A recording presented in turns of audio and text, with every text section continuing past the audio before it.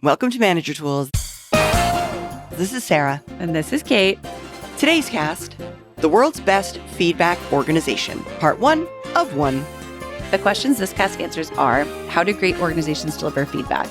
How do sports stars receive and use feedback? How much feedback should I be giving my directs? If you want answers to these questions and more, keep listening. October 8th and 9th, the M Conference is coming to Los Angeles. M Conference is one of our executive level events, and at M Conference, we focus on hearing from our community what has made them successful.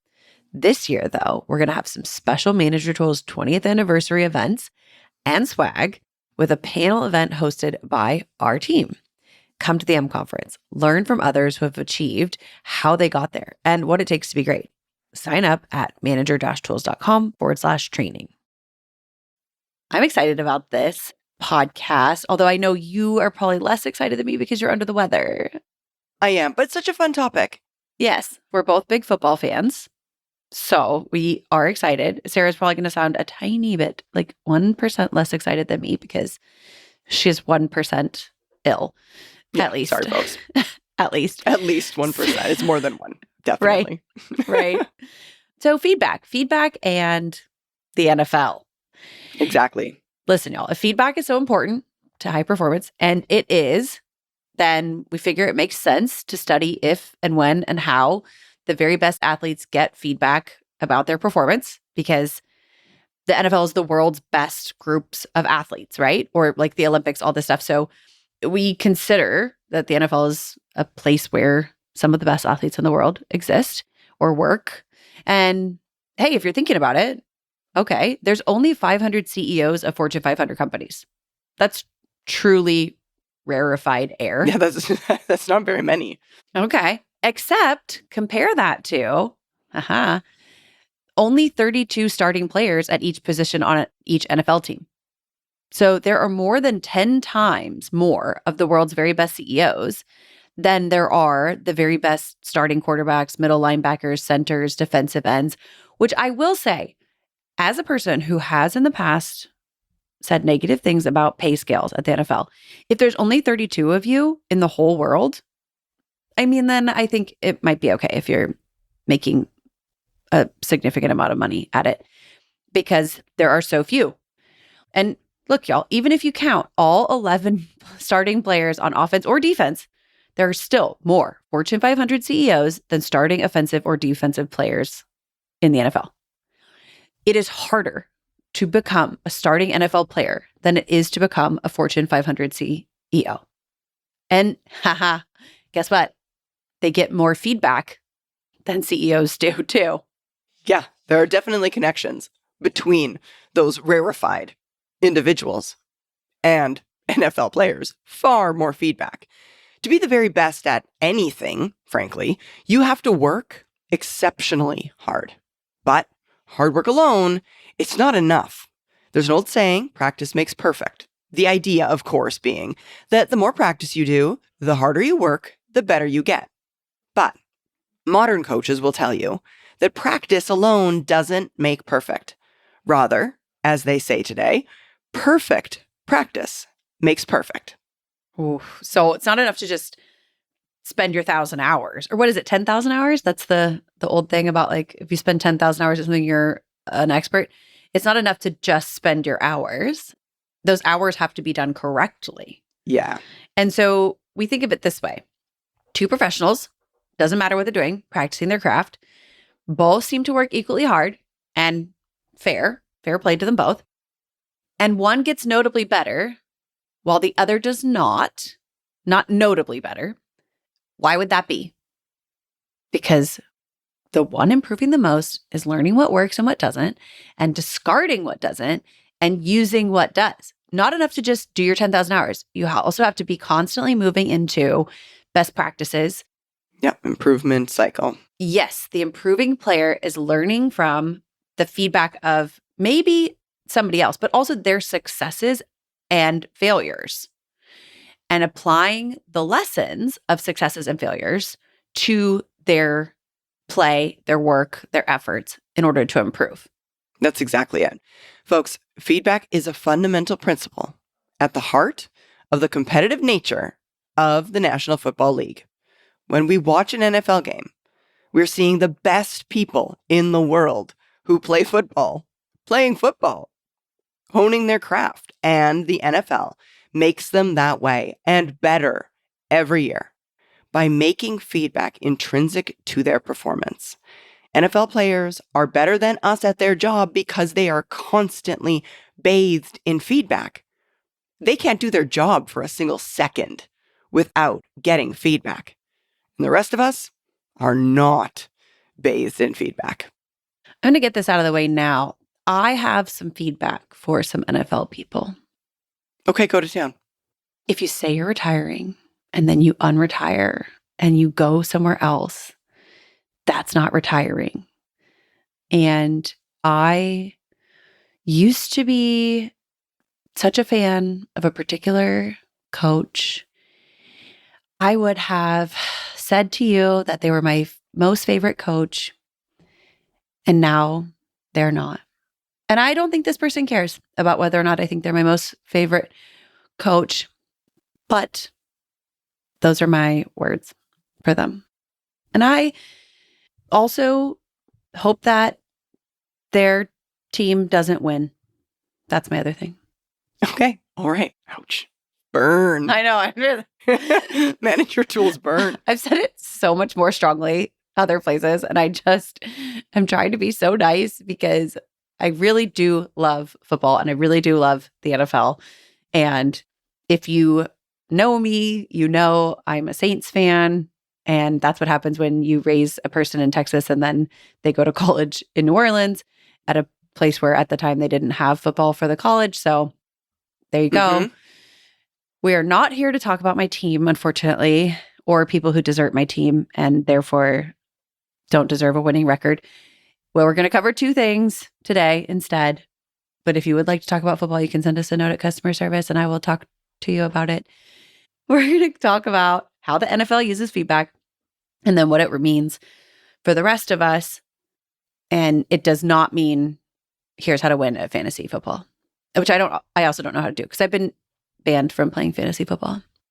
Oh, wow. Okay. Yeah, strong feelings. My feelings are too strong and I'm not allowed to play.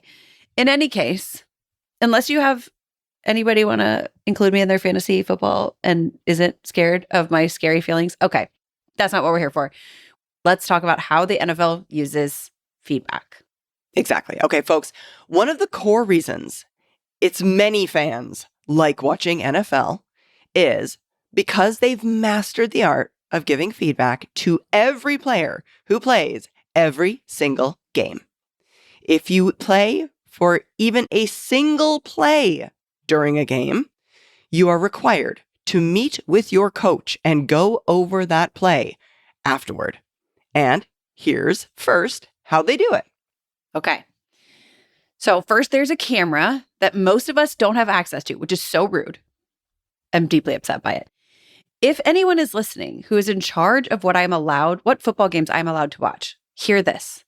I will give you a lot of money every year for the rest of my life to be allowed to watch my team play their games and the All 22 camera, because that's what it's called. It's called the All 22. It shows all 22 players on the field for every play. And they don't let us look at it. And this is very sad. Okay. Up until very recently, All 22 footage was not available to anyone but NFL teams, the league, and corporate vendors who provide statistics and analysis for the NFL. We can now get it through a special and much more expensive subscription. I will note that doesn't always let me watch all of my team's games, that subscription, which is really upsetting. And I would love to live in New Orleans again so that I can watch my team, except that even if you live in the place where they are from, you can't watch all their games. It's rude. But again, if you want my money, okay. And as another aside, which it appears is my job today, from a viewing perspective, this camera is really important, primarily because it shows the location of the defensive safeties. Safeties, the rearmost defenders, are not shown in standard broadcasts to effectively allow the view we usually see, which is centered on the line of scrimmage. The broadcast view shows all of the offensive team, because they're usually closer to the line of scrimmage, but only some then of the defensive team. And the All-22, of course, shows you everybody. The reason they're showing us the offensive team line is because some of the defensive backs, the safeties, are too far away from the line of scrimmage to show them. And the camera we see would have to zoom out so much that then you lose the close-up view of the offensive play unfolding. So you wouldn't be able to clearly see the snap if we were looking at a view that showed the entire width of the field from that perspective. It's definitely a different view. That's not what people want to see. They want to see the action, etc. You know, the All-22 camera is really, it's an analysis tool. And from the perspective of a layman viewer. If you're watching, if you're just a regular viewer, what you want to see is the action, not the whole thing and, you know, the routes and all that necessarily. And if you've ever heard the broadcast analyst call the play before it starts, that's because he can see the position of the safeties, which affects lots of subtleties of the play calling. And of course, Tony Romo, who's a former quarterback, is most well known for this. His experience in this area is huge, right? He has all this experience. He can see the safeties and therefore can tell you what the play is from his lofty view, effectively, which of course does include the All-22 in the booth. It's not magic. It's having been involved for years and years and years and seeing the safeties, seeing the layout of the field and knowing that there's a certain pretty common set of plays out there, right? And so if you've been involved in all these plays for so many years, you can look at the field and say, oh yeah, this is what they're going to do. This is what the route's going to look like. This is what we call that. It is truly his experience. And I will say, I think it is interesting that sometimes commentators don't get a ton of credit for their experience. It's partially, though, because of the limitations of the viewing.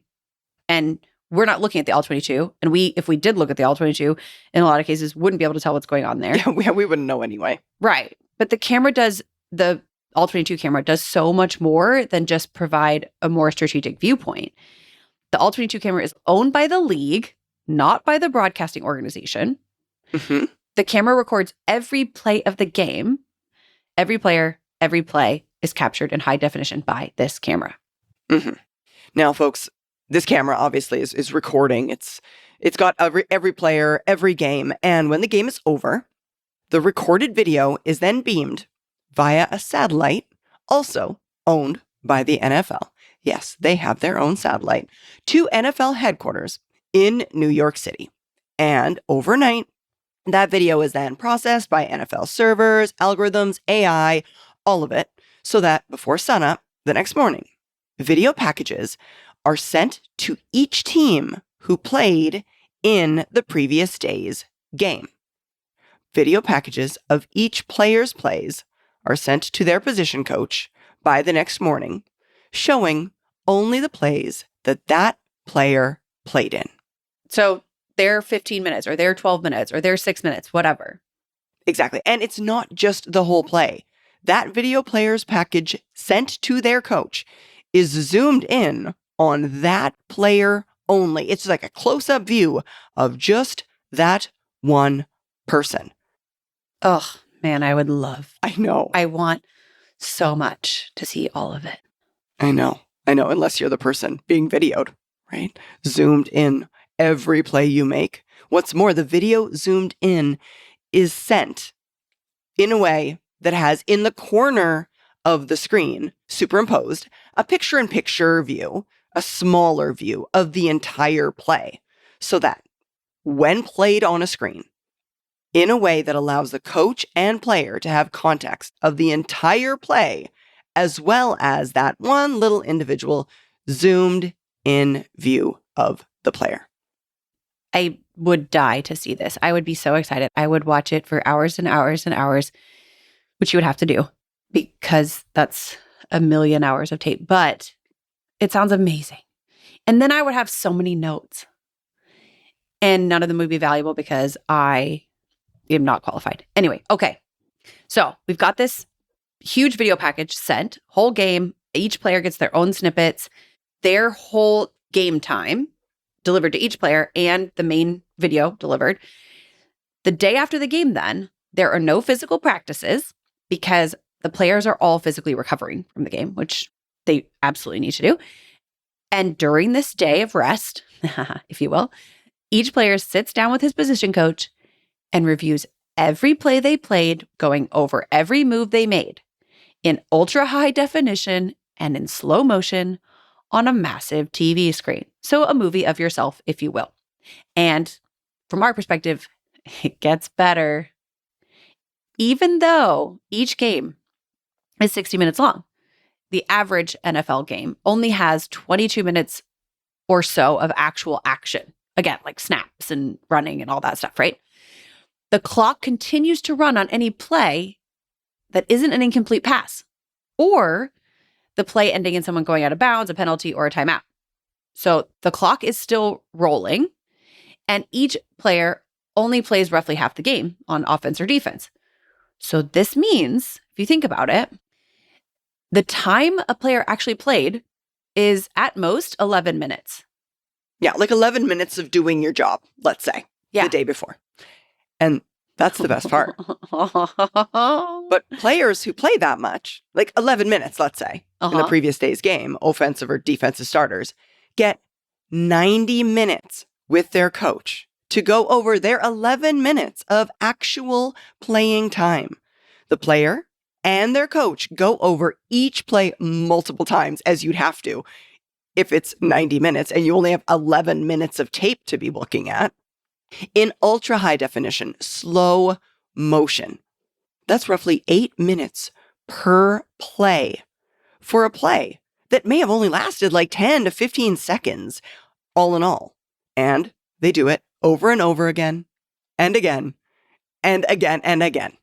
They talk about body position, where their eyes are looking, what their hands are doing, where their feet are, what their torso's doing, where their center of gravity is, all of it. Yeah. And okay, then you're thinking, why? Well, of course, because the player's physical play, body, hands, arms, eyes, feet, angle of torso, all matter in the context of that play. Imagine just the inertia needed to get these guys moving. Their bodies are massive. They are having to change direction. They're moving quickly. These things are going so fast, like the plays are going so fast, and the players have to respond. If you are bent too far over, guess what? You can't get there in enough seconds, really, to make the catch. Milliseconds. Exactly. Or if your hands aren't up high enough, then you won't be able to grab that guy, or down low enough, ostensibly. I don't know. I don't know a lot about where your hands are supposed to be. All of these things matter because they're playing against someone every bit as good as them. And again, the best of the world. And the other player that they're against is because they really, genuinely, most players are up against a single other person who is ostensibly designed to thwart them. Like the idea is that like there's this other guy. It is essentially one-on-one, hand-to-hand combat at a very granular level. Really, there's a guy and they're trying to deny what you want. Okay, this is so funny. I just remembered that when I was in high school, our soccer shirts, we had these like long sleeve workout shirts. Yeah. And on the back, it said, our goal is to deny yours, which is, here we go. It's a microcosm of every single NFL game. Individuals making choices and taking actions that when summed with the rest of their teammates' efforts, either lead to a successful play or do not. And that means that 6 inches to the left or 2 inches, and in the NFL, 2 inches forward is the difference between the Super Bowl or not a winning season.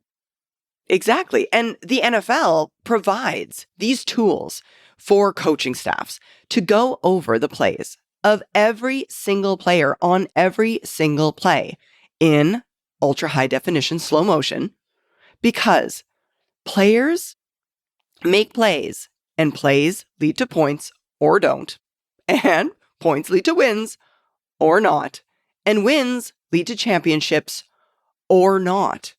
If you're the Saints, it's or not. Yeah, or not.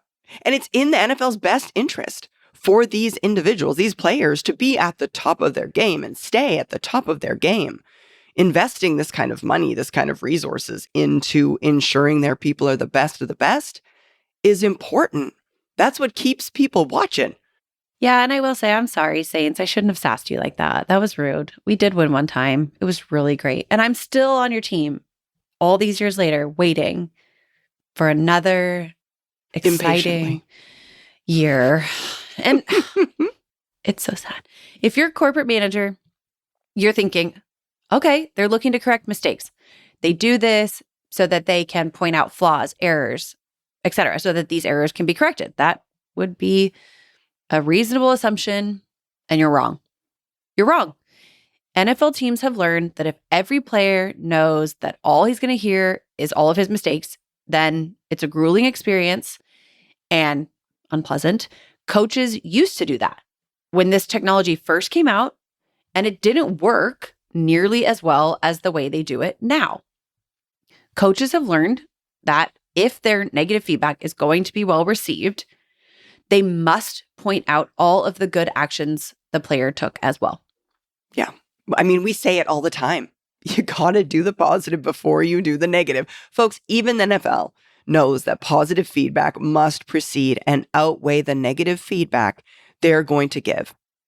Pointing out a professional's flaws without acknowledging and rewarding their successes destroys trust, reduces enthusiasm, and causes individuals to want to do less well for you in the future.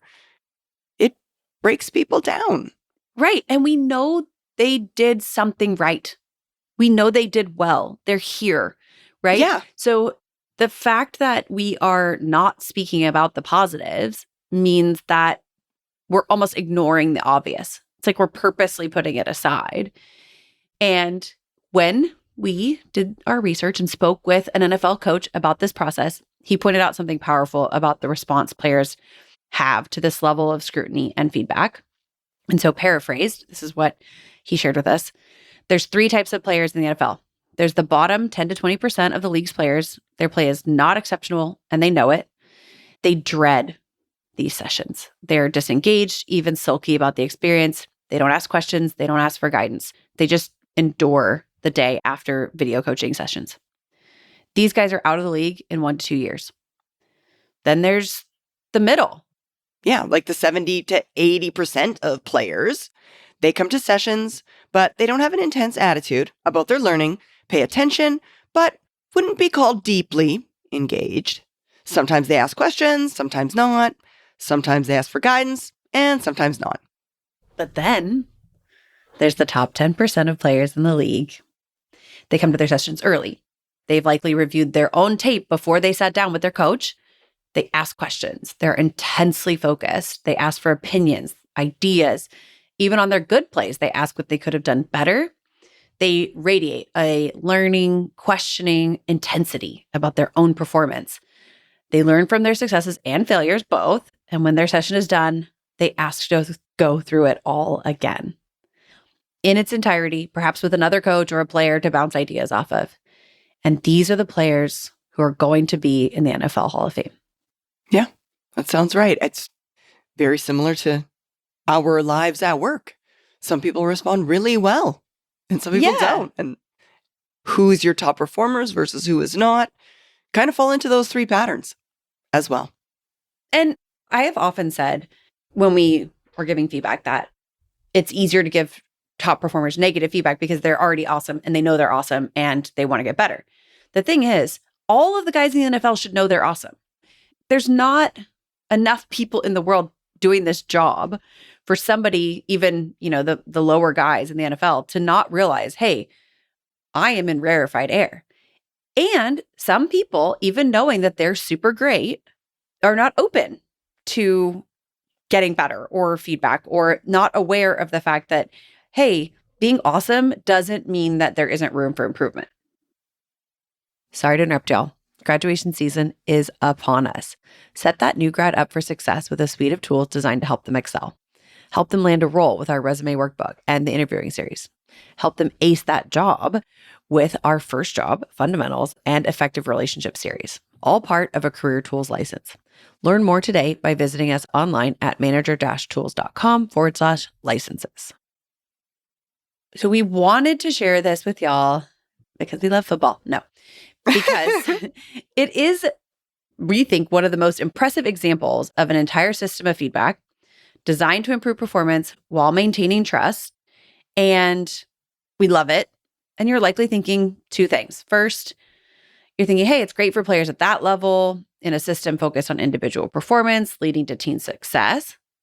And maybe you're thinking it's possible or it's impossible to recreate that in a typical organizational workplace. And you're probably right. Normal managers, executives, and leaders, we don't have access to that kind of technology or focus. But of course, that's not the point. The second thing you might be thinking is the right way to think about this, which is, oh my gosh, I'm not delivering nearly enough feedback. Yeah. Right? Instead of blaming the lack of supporting systems, video, replay, individual meetings, hey, as an effective manager, it might be more useful to realize that we do have opportunities that we can take advantage of. There's reporting, there's metrics, and we know what we need to do, even if it's just verbal feedback based on measured job performance. We've said it a million times. The manager tools feedback model is designed not for directs, but for managers.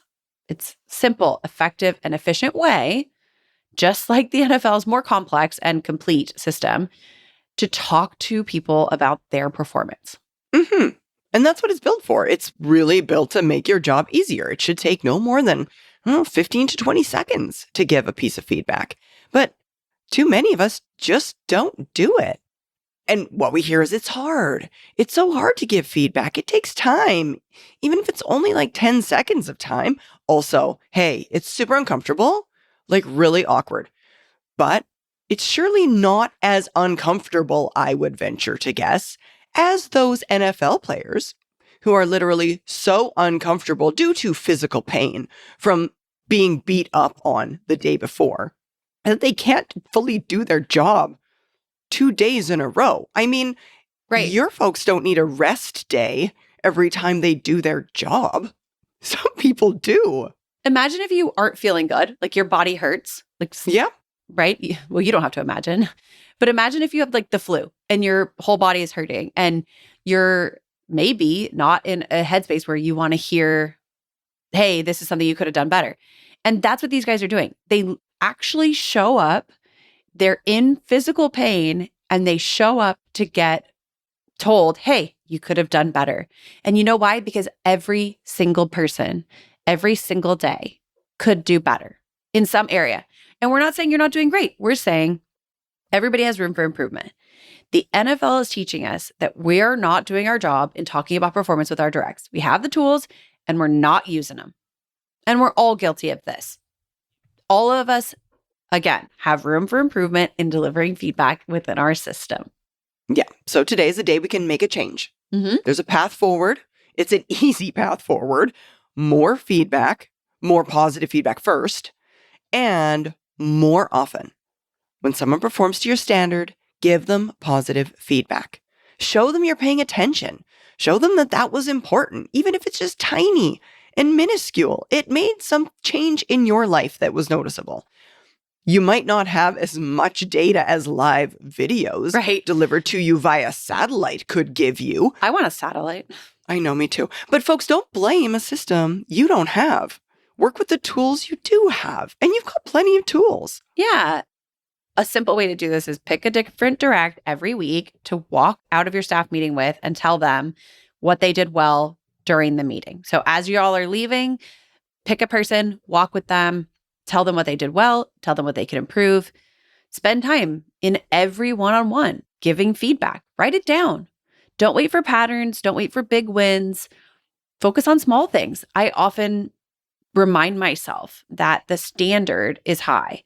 It doesn't mean that the bar for positive feedback has to be super high. In fact, the bar for positive feedback can be, did they do anything today that you want them to do again tomorrow? Once you've asked that question, there is a plethora of behaviors that your team is engaging in that could be opportunities for positive feedback. Small things. Build trust. Show them that you're paying attention, that you're not only seeing the mistakes. For top performers, give them even more feedback. Please don't make the rookie mistake of only focusing on poor performers.